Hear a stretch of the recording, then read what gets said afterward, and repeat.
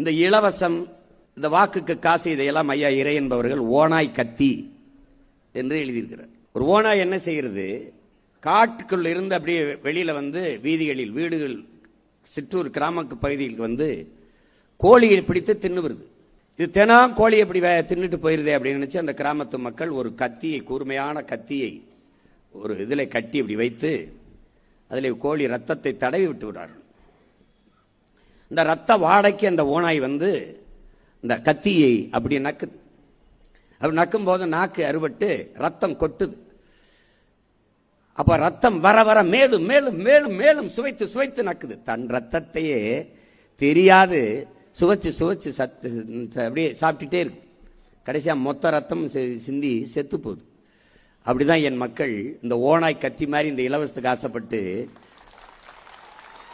அது உங்க ரத்தம் தான், அது உங்க காசுதான். 5000 ரூபாய் என்றால் 6800 கோடி இழக்கிறது அரசு. அரசு காசிலே ஒரு கட்சி தனக்கான வாக்கை உறுதி செய்கிறது. இது எவ்வளவு பெரிய கொடுமை!